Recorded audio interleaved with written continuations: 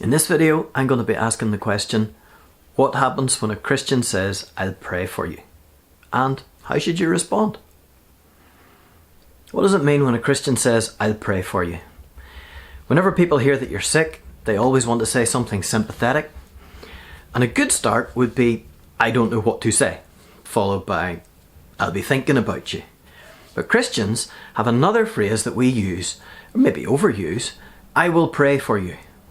So in this video, I want to take a look at what this means and how to respond whenever somebody offers you prayer. Christians believe that we worship an all-powerful God who made the world and keeps it spinning, but also takes a special interest in individuals. The Bible says, "Two sparrows are sold for a penny, and not one of them will fall to the ground without God knowing about it. But the hairs in your head are numbered. Don't be afraid, you are worth more than many sparrows." And God has always allowed his people to talk to him, ask him things, beg him for aid whenever they need it. So whenever a Christian says they'll pray for you, it's more than just pushing nice thoughts your way. It's not just feeling sad because you're not well.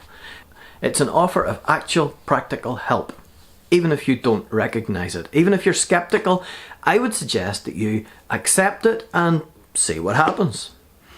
There's a couple of things to avoid whenever somebody offers prayer for you. The first is vague prayers. I've been in hundreds of prayer meetings where the prayers go through a list of sick people and everybody tells God that they're sick. He already knows they're sick, and somebody telling him they're sick isn't actually praying for them. It's just telling him something he already knows. Christians get into bad habits and use repetitive phrases that don't mean very much, usually because they don't know what to pray. So much so that many people think that a prayer is a formal process, a special form of words that have some magical significance. It's not. It's just talking to God. I've added a link below that shows all the prayers recorded in the Bible so that you can see it's just people communicating with God. The second is prayers to a made-up God. In the middle of the 20th century, there was a phenomenon called the power of positive thinking. I remember my P5 teacher told us that if we put up a poster of a Lamborghini on our wall, on our bedroom wall, and every day we said to ourselves, "I will own one of those by the time I'm 20. Before our 21st birthday, we would have a Lamborghini. Now at the age of 8, I knew that was ridiculous. Not least because my teacher drove a Ford Sierra. The power of positive thinking, or health and wealth gospel, often sounds religious, but it's really got nothing to do with God. You can recognise it by phrases like, "I declare a blessing on you," or "I have a word from the Lord for you." And these people are the ones that are most likely to try and persuade you to stop taking your medication because Jesus will heal you. Run from people like that. So what does real prayer look like? The Bible has lots of good examples of real prayer, like the ones I showed you before in the link below. 3 that I like are Nehemiah 1, Daniel 9 and Matthew 6 in the Bible. What you'll notice is that they spend most of their time recognizing how powerful God is and how we are properly not worthy to be asking him anything. But we're going to ask anyway because God says it's okay.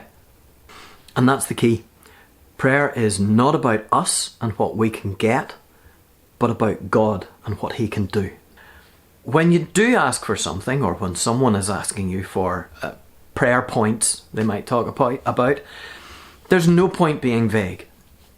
When I'm not busy having cancer, I'm an engineer, and we use what we call SMART goals. Specific, measurable, achievable, relevant, and timely. Good prayers are the same. Although this is God we're talking about, so let's say ambitious rather than achievable. There's a couple of reasons for doing this. First, you want to see an actual result from your prayers. And second, because people are lazy. So it's better to go back and say, that prayer worked or that prayer didn't work. Now you can pray for this. And then they keep up their conversation with God. So, for example, I pray that my family would be able to take the news of my cancer well. Or that my symptoms wouldn't require steroids that would interfere with the treatment. Or that the side effects wouldn't interfere too much with my life. That the surgeons would be able to remove all the cancer. These are all things that I have asked people to pray for. So when somebody says, "Can I pray for you?" this will give you an idea about how to respond.